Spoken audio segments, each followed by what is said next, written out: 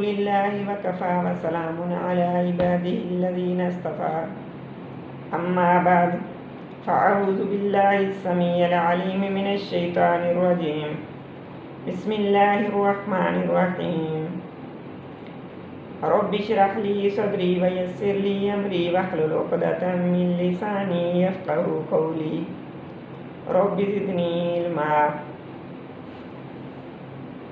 معزز سامعات اینڈ عزیز طالبات، ہم اس سے پہلے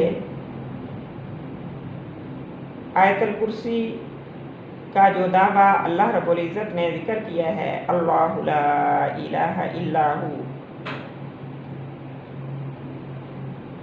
اس پر روشنی ڈال چکے ہیں کہ اللہ رب العزت نے فرمایا کہ پوری کائنات میں میرے سوا کوئی معبود نہیں، کوئی الہ نہیں. اور یہ بھی میں آپ کو بتا چکی ہوں کہ پھر اپنے اس دعویٰ کو اللہ رب العزت نے ثابت کرنے کے لیے، منوانے کے لیے 7 ایسے عقلی دلائل ثابت کیے، 7 ایسے عقلی دلائل دیے جن سے یہ ثابت کیا اور واضح کیا کہ معمولی عقل و شعور رکھنے والا شخص بھی اس دعوے سے انکار نہیں کر سکتا. خداوند قدوس نے اس آیت میں جو دعویٰ کیا ہے، اللہ لا الہ الا ہوا، وہ دعویٰ کوئی معمولی یا عام دعویٰ نہیں، بلکہ اتنا عظیم اور اہم دعویٰ ہے کہ جس کے اقرار کر لینے سے کافر مسلمان ہو جاتا ہے. اس کا اقرار کر لینے سے جہنمی شخص جنت کا حقدار بن جاتا ہے. یہ دعویٰ ایسا عظیم دعویٰ ہے کہ جو شخص صدق دل سے اقرار کر لیتا ہے وہ رحمت کائنات کی شفاعت کا مستحق بن جاتا ہے. ہاں، یہ دعویٰ اتنا اعلیٰ و افضل ہے کہ اس کے اقرار سے زندگی کی گزشتہ تمام گناہ مٹ جاتے ہیں، زندگی کی تمام سیاہیاں مٹ جاتی ہیں. کفر و شرک کی دلدل میں پھنسا ہوا انسان، بے دینی اور الحاد میں جکڑا ہوا انسان، تمام زندگی اللہ تعالیٰ کی کھلی نافرمانیاں کرنے والا انسان، ہمیشہ اللہ سے منہ موڑنے والا انسان، اس نے جب بھی زندگی کے کسی موڑ پر، اس شخص نے زندگی کے جب بھی کسی موڑ پر صدق دل اور خلوص نیت سے یہ کلمہ پڑھ لیا اور تمام گناہوں سے، وہ شخص تمام گناہوں سے اس طرح پاک ہو گیا جیسے آج ماں کے پیٹ سے نکلا ہو. ہاں، یہی کلمہ پورے دین کی بنیاد ہے.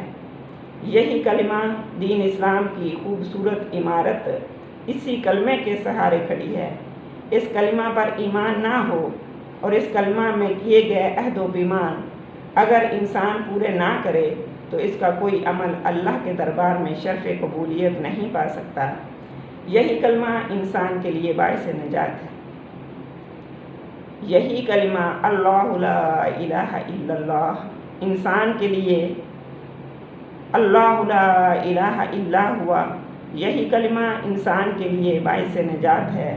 اگر کوئی بدنصیب شخص ابدی جہنم کا سزاوار ہوگا تو اسی کلمہ کے انکار کی وجہ سے ہوگا، اور اگر کوئی خوش نصیب نجات اور کامیابی حاصل کرے گا تو اس کا سبب بھی یہی کلمہ ہوگا. گویا کہ باعث نجات یہی کلمہ ہے جو آیت الکرسی کا دعویٰ ہے، یعنی اللہ لا الہ الا ہوا. رحمت کائنات امام الانبیاء سرور کونین صلی اللہ علیہ وسلم کا ایک ارشاد گرامی بہت مشہور و معروف ہے. آپ نے بارہا سنا بھی ہوگا اور پڑھا بھی ہوگا.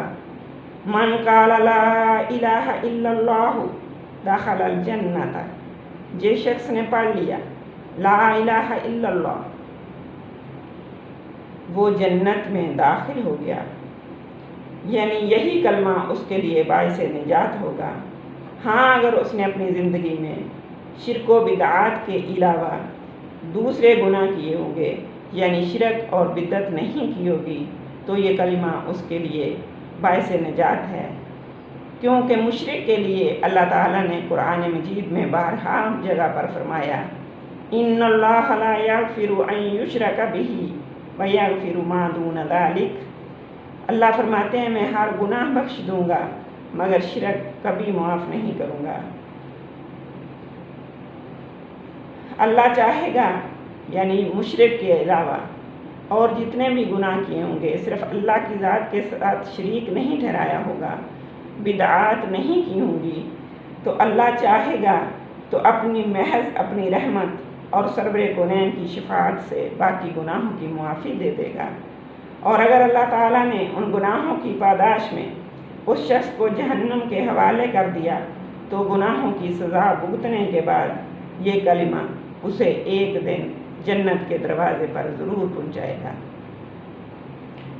ایک اور حدیث میں ہے، رحمت کونین، رحمت کائنات، سرور کونین صلی اللہ علیہ وسلم نے ارشاد فرمایا، مکتوب علی باب الجنت اننی انا اللہ لا الہ الا اللہ، مکتوب علی باب الجنت اننی انا اللہ لا الہ الا انا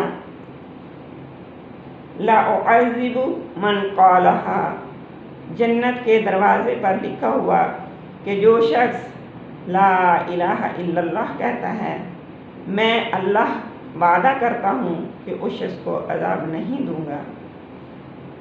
اس حدیث کا بھی مطلب یہ ہے کہ دائمی عذاب نہیں دوں گا، اور اگر کسی خوش نصیب کو جو اس کلمے کا ورد کرتا ہے باوجود گناہوں کے بالکل عذاب نہ دیا جائے تو یہ بھی رحمت خداوندی سے کچھ بعید نہیں ہے۔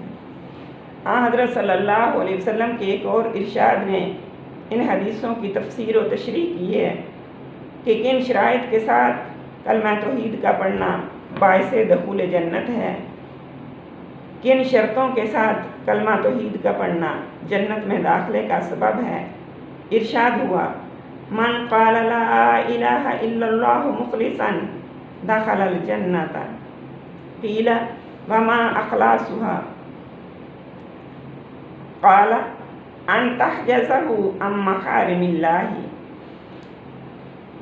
فرمایا جس شخص نے اخلاص کے ساتھ خلوص نیت کے ساتھ لا الہ الا اللہ کہا وہ جنت میں داخل ہوگا، یہ کلمہ اس کے لیے باعث نجات ہوگا۔ کسی نے پوچھا، یا رسول اللہ اخلاص سے کلمہ پڑھنے کا کیا مطلب ہے؟ تو رسول اکرم صلی اللہ علیہ وسلم نے فرمایا، اخلاص سے کلمہ پڑھنے کا مطلب یہ ہے کہ یہ کلمہ اس شخص کو ان کاموں سے روک دے جو کام اللہ نے اس پر حرام کیے ہیں، اور یہ کلمہ اس شخص کو ان کاموں کی ترغیب دے جن کاموں کے کرنے کا اللہ رب العزت نے حکم دیا ہے، یعنی جن کاموں سے روکا ہے ان سے رک جائے اور جن کا حکم دیا ہے وہ کرے۔ اب مفہوم واضح ہو گیا کہ کلمہ پڑھنے والا اللہ کے حرام کردہ اور منع کردہ افعال و اقوال سے رک جائے تو وہ سیدھا جنت میں جائے گا۔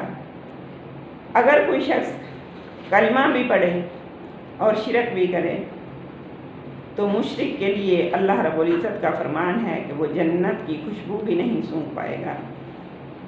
اللہ رب العزت ہمیں ہر قسم کے شرک اور بدعت سے اپنی پناہ میں رکھے۔ اسی طرح کی ایک اور حدیث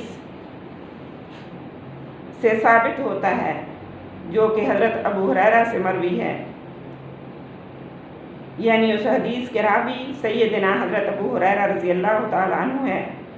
فرماتے ہیں کہ ایک دن رسول اللہ صلی اللہ علیہ وسلم ہمارے درمیان تشریف فرما تھے کہ اچانک آپ صلی اللہ علیہ وسلم اٹھے اور باہر تشریف لے گئے۔ ہم نے سمجھا کہ شاید قضائے حاجت یا کسی اور کام کے لیے گئے ہیں اور واپس تشریف لے آئیں گے کچھ دیر بعد، مگر جب ہم نے آپ صلی اللہ علیہ وسلم کا کافی دیر انتظار کیا اور آپ صلی اللہ علیہ وسلم واپس تشریف نہ لائے تو ہم سب کو پریشانی لگ گئی، ہم سب پریشان ہو گئے کہ کہیں کوئی دشمن آپ صلی اللہ علیہ وسلم کو تکلیف نہ پہنچائے۔ حضرت ابو ہریرہ فرماتے ہیں ہم سب لوگ آپ کو ڈھونڈنے نکل پڑے، میں آپ صلی اللہ علیہ وسلم کی تلاش میں انصار کے ایک باغ میں داخل ہوا تو حضرت صلی اللہ علیہ وسلم باغ کے اندر تشریف فرما تھے۔ آپ نے میرے آنے کا سبب پوچھا تو میں نے عرض کیا، یا رسول اللہ، ہم تو ڈر گئے تھے کہ کوئی دشمن آپ کو کوئی تکلیف نہ پہنچائے۔ سب لوگ آپ کو تلاش کر رہے ہیں اور میں تلاش کرتے کرتے یہاں تک آ گیا ہوں۔ آپ صلی اللہ علیہ وسلم نے فرمایا، اے ابو ہریرہ، یہ میری دونوں جوتیاں لے جا بطور نشانی، اور جو شخص تمہیں اس باغ کی دیوار کے باہر ملے اس شخص کو، اور وہ شخص صدقے دل سے لا الہ الا اللہ کی گواہی دیتا ہو تو اسے جنت کی خوشخبری سنا دینا۔ حضرت ابو ہریرہ کہتے ہیں، میں آپ صلی اللہ علیہ وسلم کی جوتیاں لے کر، نعلین مبارک لے کر خوشی خوشی باغ سے باہر آیا تو سب سے پہلے میری ملاقات حضرت عمر فاروق رضی اللہ تعالی عنہ سے ہوئی۔ حضرت عمر فاروق نے پوچھا، اے ابو ہریرہ، یہ تیرے ہاتھ میں جوتیاں کیسی ہیں اور تو کہاں جا رہا ہے؟ میں نے پورا واقعہ حضرت عمر فاروق کے گوش گزار کیا اور فرمایا کہ مجھے اللہ کے رسول نے بطور نشانی یہ نعلین مبارک دی ہیں اور مجھے حکم دیا ہے کہ اس باغ کی دیوار کے باہر صدق کے دل سے اللہ لا الہ الا ہوا پڑھنے والے شخص تمہیں جو بھی ملے اس کو یہ خوشخبری دے دینا کہ تمہیں جنت کی مبارک ہو۔ حضرت عمر رضی اللہ تعالی عنہ نے یہ بات سنی تو اتنے زور سے، حضرت ابو ہریرہ فرماتے ہیں، جب میرے منہ سے حضرت عمر فاروق نے یہ بات سنی تو اتنے زور سے میرے سینے پر تھپڑ مارا کہ میں سرین کے بل پیچھے جا گرا۔ اور پھر فرمایا، حضرت عمر نے مجھے فرمایا، ارجع یا ابا ہریرہ، اے ابو ہریرہ واپس پلٹ جاؤ اور یہ خوشخبری کسی کو نہ سنانا۔ حضرت ابو ہریرہ فرماتے ہیں، میں روتے ہوئے حضرت صلی اللہ علیہ وسلم کی خدمت اقدس میں حاضر ہوا۔ ابھی کچھ کہنا ہی چاہتا تھا کہ فاروق اعظم بھی پہنچ گئے۔ حضرت صلی اللہ علیہ وسلم نے حضرت ابو ہریرہ سے رونے کی وجہ پوچھی تو انہوں نے ساری حقیقت کہہ سنائی جو ان پر بیتی تھی۔ اب حضرت صلی اللہ علیہ وسلم حضرت عمر فاروق کی طرف متوجہ ہوئے اور حضرت ابو ہریرہ کو مارنے اور واپس کرنے کی وجہ پوچھی، سبب پوچھا۔ حضرت عمر نے عرض کیا، یا رسول اللہ صلی اللہ علیہ وسلم، آپ پر میرے ماں باپ قربان، آپ نے ابو ہریرہ کو اپنی جوتیاں دے کر بھیجا کہ جو شخص صدق دل، یقین قلب سے لا الہ الا اللہ کی گواہی دیتا ہو اس کو جنت کی خوشخبری سنا دینا۔ آپ نے فرمایا، ہاں، میں نے ابو ہریرہ کو یہ بشارت دے کر بھیجا تھا۔ حضرت عمر نے عرض کیا، یا رسول اللہ فلا تفعل، آپ ایسا نہ کریں، ورنہ لوگ اس خوشخبری پر بھروسہ کر کے نیک اعمال کرنا چھوڑ دیں گے۔ آپ لوگوں کو یہ خوشخبری نہ سنائیں تاکہ وہ آخرت میں اپنے چھٹکارے کے لیے اور نجات کے لیے نیک اعمال بھی کریں۔ معزز سامعات، اس حدیث سے ایک بات تو یہ معلوم ہوتی ہے کہ کلمہ توحید اتنا اہم اور عظیم کلمہ ہے کہ جو شخص یقین قلب اور صدق دل سے اسے پڑھ لیتا ہے اور پھر وہ شرک و بدعات سے اپنے آپ کو بچاتا ہے اور اپنا دامن اللہ کے حرام کردہ افعال سے آلودہ نہیں ہونے دیتا تو رحمت کائنات اس شخص کو جنت کی خوشخبری دے رہے ہیں۔ معلوم ہوا کہ آیت الکرسی میں کیا گیا دعویٰ اتنا عظیم ہے کہ جنت میں داخلے کا سبب یہی دعویٰ ہے، یہی کلمہ اللہ لا الہ الا ہوا باعث نجات ہے۔ اور دوسری یہ بات معلوم ہوئی کہ فاروق اعظم دور رس نگاہ، اعلیٰ سمجھ اور بے مثال تدبر کے مالک تھے۔ کیا حضرت صلی اللہ علیہ وسلم نے بھی ان کی رائے کا احترام فرمایا؟ جو مشورہ انہوں نے دیا آپ صلی اللہ علیہ وسلم نے اسے قبول فرمایا۔ میں کہتی ہوں، فاروق اعظم کا تدبر، فاروق اعظم کی دانائی، فاروق اعظم کی زیرکی اور فاروق اعظم کا صاحب الرائے ہونا اور فاروق اعظم کا مشورہ اتنا اہم، اتنا بلند، اتنا صحیح اور اتنا درست ہوتا تھا کہ قرآن مقدس میں 22 مقامات ایسے ہیں جہاں خداوند قدوس نے فاروق اعظم کی رائے اور مشورہ کا احترام فرمایا اور ان کی رائے کی تائید کرتے ہوئے قرآن اتارا۔ سبحان اللہ و بحمدہ، سبحان اللہ العظیم۔ رحمت کائنات صلی اللہ علیہ وسلم نے فرمایا کہ ایک بہت بڑا گناہگار شخص جس کے اعمال بد کے 99 دفتر تھے، 99 دفتر اس کے اعمال بد کے تھے، اس کے گناہوں کے تھے، اس کی برائیوں کے تھے۔ جب وہ شخص مرا، اللہ کے دربار میں اس کے 99 دفاتر اعمال بد کے پیش کیے گئے۔ اب وہ شخص جہاں تک دیکھتا ہے تا حد نگاہ اس کے گناہ ہی گناہ ہیں، ایک ایک دفتر تا حد نگاہ پھیلا ہوا ہے۔ یہ شخص اس منظر کو دیکھ کر گھبرا گیا، پریشانی اور عذاب سے کانپ رہا۔ جہنم کی ہولناک وادی سامنے نظر آ رہی۔ دنیا کی زندگی پر نظر ڈالی تو وہ نیک اعمال سے خالی نظر آئی۔ جب اللہ رب العزت نے اس کی پریشانی دیکھی تو خداوند قدوس نے شفقت بھری آواز سے پوچھا کہ کیوں گھبرا رہا ہے؟ اللہ رب العزت نے فرمایا گھبرا نہیں، ہمارے پاس تمہاری ایک ایسی نیکی محفوظ ہے جو ایک پلڑے میں رکھ دی جائے گی اور دوسرے پلڑے میں تمہارے اعمال بد کے دفاتر رکھ دیے جائیں گے۔ تو وہ ایسی نیکی ہے کہ وہ پلڑا تمہارے اعمال بد کے دفاتر والے پلڑے سے بھاری ہوگا۔ وہ شخص عرض کرے گا، یا اللہ میرے ساتھ تو یہ مذاق ہو رہا ہے، یہ ایسا کیسے ہو سکتا ہے؟ اللہ رب العزت اسے تسلی دیتے ہوئے فرمائیں گے کہ اے میرے بندے، میری ذات تمسخر، مذاق، مخول سے پاک ہے۔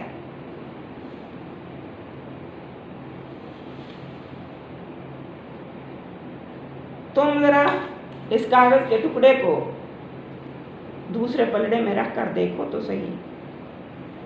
حضرت صلی اللہ علیہ وسلم نے فرمایا، فَتُوزَعُ السَّجَّلَاتُ فِي كَفَّةٍ وَالْبِطَاقَةُ فِي كَفَّةٍ۔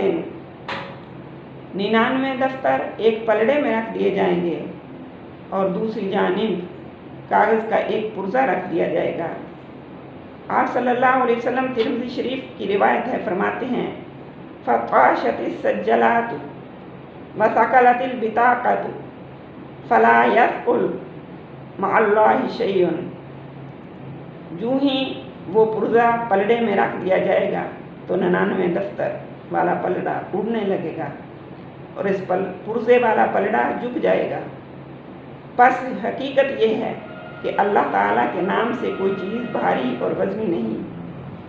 جو ہی نیکیوں والا پلڑا بھاری ہو جائے گا اور اس شخص کے لیے جنت کا حکم ہو جائے گا تو وہ شخص عرض کرے گا، اے میرے مولا، میں نے تو پوری زندگی میں اتنی وزنی اور بھاری نیکی کبھی نہیں کی، مجھے دیکھنے تو دیجئے کہ اس کاغذ کے ٹکڑے میں میری کون سی ایسی نیکی درج ہے۔ جب دیکھے گا تو حیران رہ جائے گا کہ اس کاغذ کے ٹکڑے پر کلمہ طیبہ لا الہ الا ہو لکھا ہوگا۔ معزز سامعات، اس حدیث سے یہ معلوم ہوا کہ آیت الکرسی میں جو دعویٰ مولا کریم نے کیا ہے وہ دعویٰ کوئی معمولی دعویٰ نہیں ہے، بلکہ اتنا عظیم، اتنا وزنی دعویٰ ہے جو برے اعمال کے تا حد نظر 99 دفتروں پر غالب آ گیا اور انسان کے لیے جنت میں داخلے کا سبب بن گیا۔ یہ بات کنفرم ہے، یہ بات پکی ہے کہ یہی کلمہ لا الہ الا اللہ ہی انسان کے لیے باعث نجات ہے۔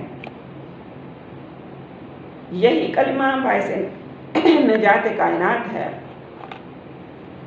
انسان اور جنات کی کامیابی اور نجات کا دار و مدار اسی کلمہ پر ہے۔ جس شخص نے خلوص دل سے، یقین قلب سے اس کا اقرار کر لیا اور اس میں کیے گئے عہد و پیمان پورے کر دیے، تمام تقاضے پورے کر دیے، وہ جنت کا حقدار ٹھہرا۔ اور جو بدنصیب کلمہ بھی پڑھتا رہا، کلمے کا اقرار بھی کرتا رہا، ایک تو وہ ہے کہ وہ حالت کفر میں ہی مر گیا، اس نے کلمے کا اقرار ہی نہیں کیا۔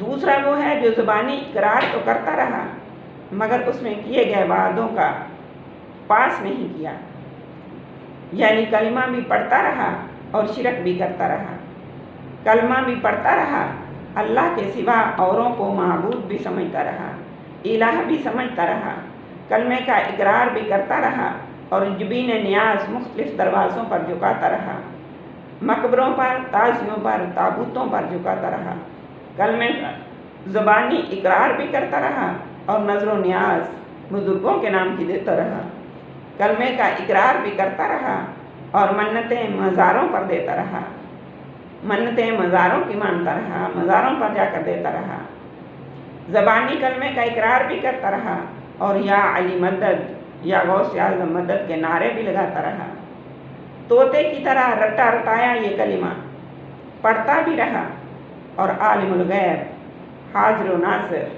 مشکل کشا، حاجت روا، مختار کل اور مددگار اوروں کو بھی سمجھتا رہا، تو یہ بدنصیب شخص بھی نجات سے محروم رہ جائے گا۔ ایک تو وہ شخص ہے کہ اس نے پڑھا ہی نہیں، اس کے لیے تو یہ نجات کیسی، اور ایک شخص ایسا بدنصیب ہے کہ وہ پڑھتا بھی ہے، اپنے آپ کو مسلمان بھی کہتا ہے اور اپنے بدنصیبی کے کلمے کے تقاضے پورے نہیں کر پا رہا، کلمے میں کیے گئے عہد و پیمان یاد نہیں رکھ رہا، اس کے سے بڑا بدنصیب کون ہے کہ وہ کلمہ پڑھنے کے باوجود پوری زندگی شرک میں مبتلا رہا، تو اس کے لیے بھی یہ کلمہ باعث نجات نہیں۔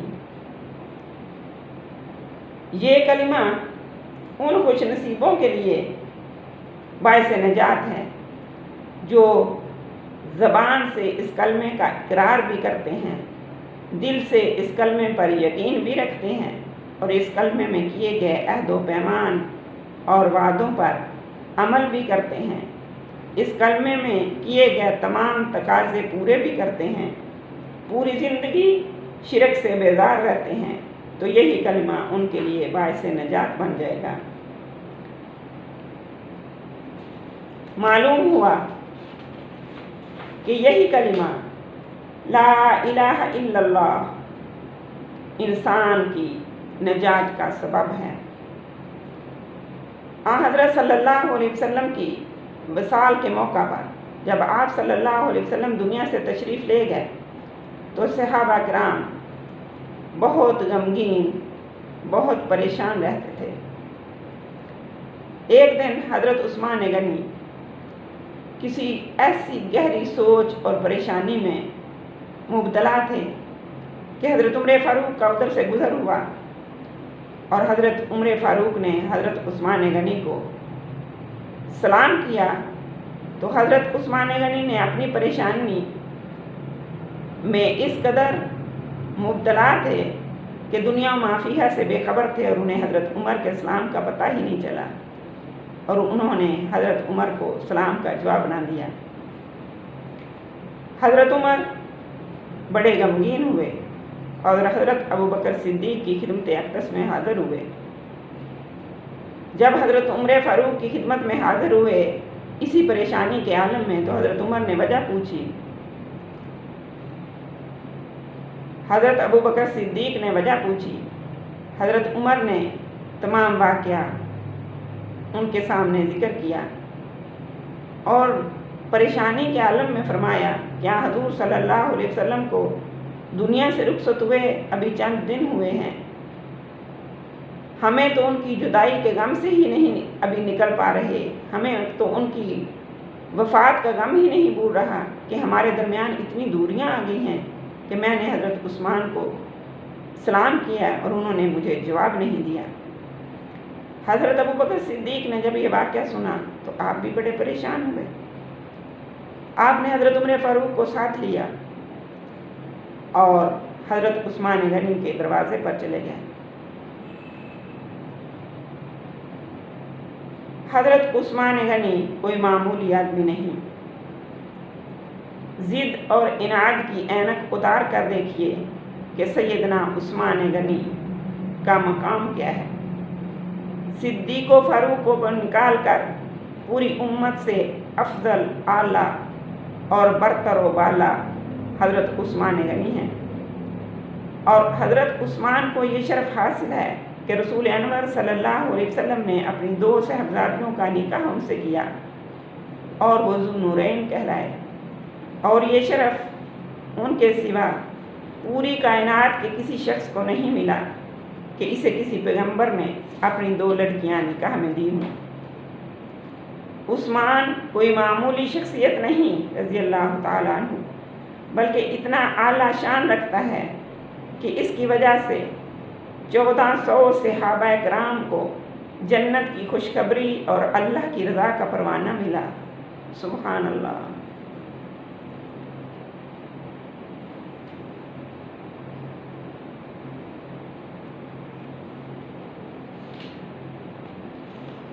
हज़रत उस्मान गनी जिंदा जवेद बैठे हैं, जागते हुए बैठे हैं, लेकिन परेशानी के आलम ये है, परेशानी में इस कदर मुब्तला हैं कि दुनिया माफिया से बेखबर हैं कि उन्हें हज़रत उमर के गुज़रने का और सलाम करने का पता ही नहीं चला।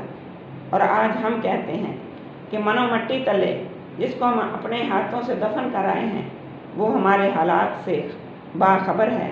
हम वहाँ जाते हैं और वो हमें पहचानते भी हैं और हमारी बातों का जवाब भी देते हैं और हमारी मुरादें भी पूरी करते हैं।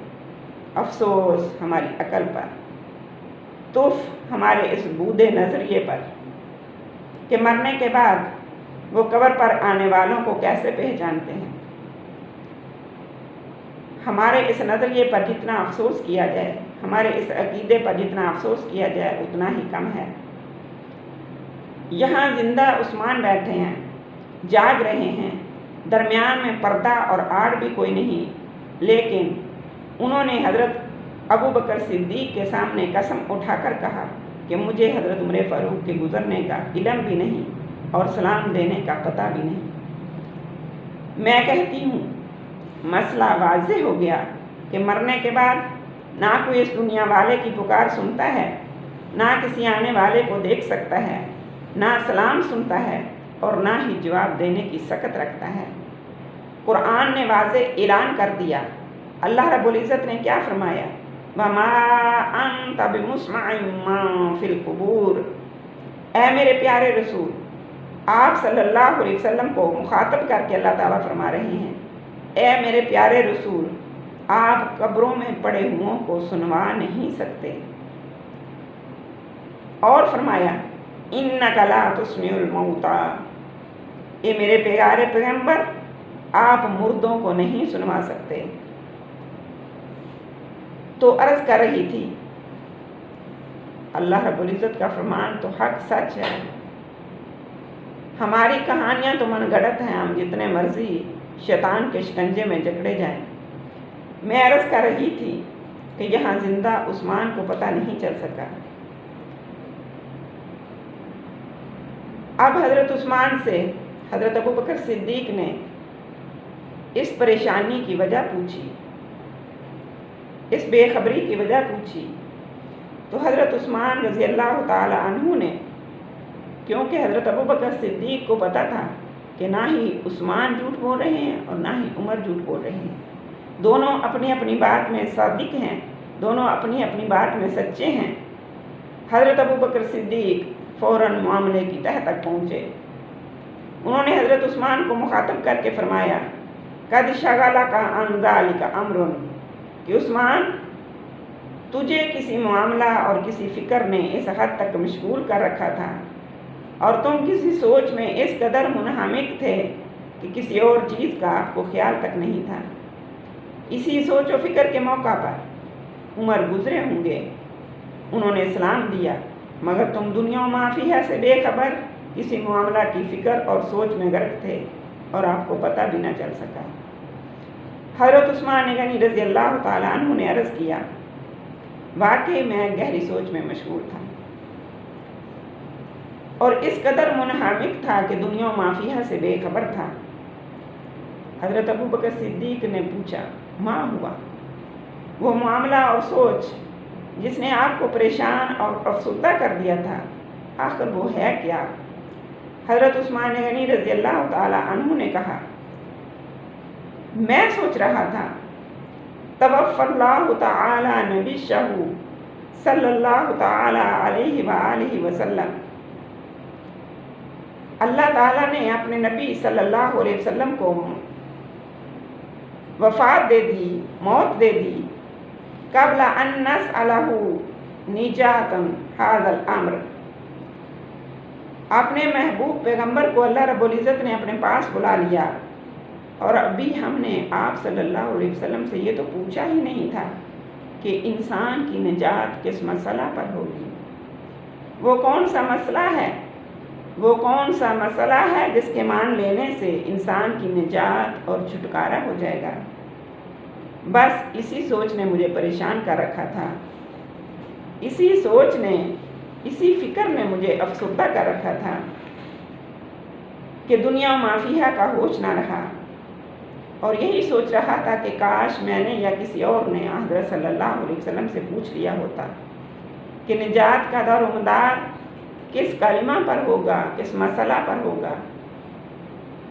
सैयदना उस्मान दामाद रसूल ज़ुन्नूरैन मदीना मुनव्वरा में बैठे हुए हैं, रोज़ा रसूल के करीब हैं और ये उस दौर की बात है जब नूरुद्दीन ज़ंगी की शीशा पिलाई हुई दीवार भी नहीं थी और बाहर की लोहे की जालियां भी नहीं थी। हज़रत आयशा के हुजरा मुक़द्दस में जाओ तो बगैर किसी पर्दे के सामने कब्र रसूल है। हज़रत उस्मान वहाँ जा भी सकते थे, लेकिन अफसुर्दा और परेशान हैं क्या हज़रत सल्लल्लाहु अलैहि वसल्लम का इंतकाल हो गया है और मैं एक अहम मामला के बारे में पूछ ही नहीं सका। मालूम होता है, हमें ये मालूम होता है कि उस्मान का अकीदा और नज़रिया ये था कि वफ़ात के बाद रसूल अनवर सल्लल्लाहु अलैहि वसल्लम से कलाम नहीं हो सकती, ना वो हमारी बात सुनते हैं और ना ही हमें जवाब देते हैं। अब हज़रत अबू बकर सिद्दीक रज़ी अल्लाह ताला अन्हु ने हज़रत उस्मान गनी से की बात सुनी जब, तो फरमाया, उस्मान, परेशान होने की ज़रूरत नहीं। अगर तुमने आका से इस मसला के बारे में नहीं पूछा तो क्या मैंने भी नहीं पूछा होगा। फिक्रमंद होने की ज़रूरत नहीं, मैं हज़रत सल्लल्लाहु अलैहि वसल्लम से ये मसला पूछ चुका हूँ। हज़रत उस्मान गनी रज़ी अल्लाह ताला अन्हु ने सुना तो फ़र्ते मुसर्रत से खुशी से उठ खड़े हुए और कहा, अबू बकर, तुम पर मेरा माँ बाप और मेरी जान कुर्बान हो। अंता अहक्कु बिहा, तुम ही इसके पूछने के ज़्यादा हकदार थे। सुभान अल्लाह। आपका ताल्लुक़ यानी हज़रत अबू बकर सिद्दीक़ का जो ताल्लुक़ आप सल्लल्लाहु अलैहि वसल्लम के साथ था वो तमाम सहाबा किराम से ज़्यादा था और दीन के हर मामला में आप आगे बढ़ने वाले हैं। यानी हज़रत अबू बकर सिद्दीक़ दीन के हर मामले में सबसे आगे हैं। हर चीज़ में, हर नेकी में हज़रत अबू बकर सिद्दीक़ ने सबकत हासिल की। हज़रत उस्मान गनी ने अर्ज़ किया, जल्दी कीजिए, मुझे बतलाइए कि आपने क्या पूछा था। اور رحمت کونین نے کیا جواب دیا تھا؟ حضرت ابوبکر صدیق نے فرمایا کہ ایک روز میں نے حضرت صلی اللہ علیہ وسلم سے پوچھا، یعنی ابوبکر صدیق حضرت عثمان غنی کو جواب دے رہے ہیں کہ میں نے حضرت صلی اللہ علیہ وسلم سے پوچھا تھا، ما نجات ھذا الامر، یا رسول اللہ صلی اللہ علیہ وسلم، انسان کی نجات کس معاملہ اور کس امر پر ہوگی؟ وہ کون سا مرکزی نقطہ ہے جو انسان کے لیے باعث نجات ہوگا؟ تو میرے اس سوال پر رسول انور صلی اللہ علیہ وسلم نے جواب فرمایا، من قبل منی الکلمۃ التی عرضت علی امی فردها فہی لہ نجات۔ آپ صلی اللہ علیہ وسلم نے جواب فرمایا، جس شخص نے اس کلمہ کو قبول کر لیا۔ کون سا کلمہ؟ آپ فرماتے ہیں جو کلمہ میں نے اپنے چچا ابو طالب کے سامنے پیش کیا اور میرے چچا نے اسے رد کر دیا، وہی کلمہ انسان کے لیے باعث نجات ہے۔ اور وہ کلمہ کیا تھا؟ وہ کون سا کلمہ تھا جو رسول اللہ انور رسول اللہ صلی اللہ علیہ وسلم نے ابو طالب کے آخری وقت میں ان پر پیش کیا تھا؟ یقیناً آپ بھی جانتے ہیں کہ وہ کلمہ توحید لا الہ الا اللہ ہے، جو انسان کے لیے باعث نجات ہے۔ معلوم ہوا آیت الکرسی میں اللہ رب العزت نے جو دعویٰ کیا ہے وہ اتنا عظیم اور اہمیت کا حامل دعویٰ ہے کہ انسان کی نجات کا دار و مدار اسی دعویٰ پر ہے، اسی کلمہ پر ہے۔ معزز سامعات، آج کے بیان کا خلاصہ اور نچوڑ یہ ہے کہ آیت الکرسی میں اللہ رب العزت نے جو دعویٰ کیا ہے وہ کوئی معمولی دعویٰ نہیں ہے، بلکہ بار بار کہہ رہی ہوں کہ وہ اتنا عظیم اور اعلیٰ دعویٰ ہے کہ اسی دعویٰ پر انسان کی نجات کا دار و مدار ہے۔ یعنی یہی کلمہ باعث دخول جنت بھی ہے۔ اس کا مطلب یہ نہیں، کہنے کا مطلب یہ نہیں کہ کلمہ پڑھ لیا اور اس پر بھروسہ کر کے بیٹھ گئے اور کوئی عمل کرنا چھوڑ دیا۔ ایسا کلمہ انسان کے لیے باعث دخول جنت نہیں۔ کلمہ پڑھا صدق دل سے، یقین قلب سے، لا الہ الا اللہ کہا اور پھر اس کلمہ کے تمام تقاضے پورے کیے، یعنی اللہ نے جن کاموں کا حکم دیا وہ کام کیے، اللہ کو معبود مانا تو اللہ کے حکموں کو بھی مانا، اور جن کاموں سے اللہ رب العزت نے منع فرمایا ان تمام کاموں سے رک گئے، ان تمام کاموں سے باز آ گئے۔ مطلب یہ ہے کہ کلمہ پر بھروسہ کر کے انسان نیک اعمال ترک نہ کر کے بیٹھ جائے، سستی نہ کرے، اس لیے کہ برے اعمال کی سزا جھیلنا ہوگی۔ جو بھی گناہ کریں گے چھوٹا ہو یا بڑا، کیونکہ اللہ رب العزت نے فرمایا فَمَن يَعْمَلْ مِثْقَالَ ذَرَّةٍ خَيْرًا يَرَهُ وَمَن يَعْمَلْ مِثْقَالَ ذَرَّةٍ شَرًّا يَرَهُ۔ نیکی چھوٹے سے چھوٹی، برائی چھوٹے سے چھوٹی انسان کے سامنے پیش کر دی جائے گی، اس لیے اللہ سے کچھ بھی چھپا ہوا نہیں۔ کلمہ پڑھنے کے ساتھ ساتھ کلمے کے تقاضے پورے کرنے ہیں، کلمہ پڑھنے کے ساتھ ساتھ اللہ رب العزت کے فرامین پر عمل بھی کرنا ہے، اور کلمے پر بھروسہ کرتے ہوئے نیکیاں کرنی، نیک اعمال کرنے چھوڑ نہیں دینے، کیونکہ جتنے گناہ کیے ہوں گے کلمہ پڑھنے کے بعد اعمال بد کی سزا ضرور ملے گی۔ اگر ہم نیک اعمال نہیں کریں گے، اللہ کا حکم نہیں مانیں گے، تو جو گناہ ہم نے کیے ہوں گے ان کی سزا ہمیں ملے گی۔ اور میری عزیز طالبات اینڈ معزز سامعات، جہنم کی آگ میں ایک سیکنڈ کے لیے بھی جانا انسان کی سوچ سے بہت دور۔ وہ آگ اس قدر سخت ہے کہ اگر جہنم کی آگ سے نکل کر انسان دنیا کی آگ میں آئے تو وہ آگ دنیا کی آگ سے اس قدر سخت ہے کہ دنیا کی آگ میں جہنم کی آگ والے شخص کو نیند آ جائے۔ آج ہمیں دنیا کی آگ کتنی سخت لگتی ہے۔ اللہ رب العزت سے دعا ہے کہ اللہ رب العزت ہمیں نیک اعمال کی توفیق دے اور ہمارا ہر عمل اللہ کے حکم کے مطابق ہو اور اللہ کی رضا کے لیے ہو، اور اللہ رب العزت کی بارگاہ میں اسے شرف قبولیت بھی حاصل ہو۔ اس کلمہ کے اقرار کے ساتھ ساتھ میری آپ سے گزارش ہے کہ نیک اعمال کرنے مت چھوڑیے۔ اللہ تعالیٰ عمل کی توفیق عطا فرمائے۔ وما علینا الا البلاغ المبین۔ صدق اللہ العظیم۔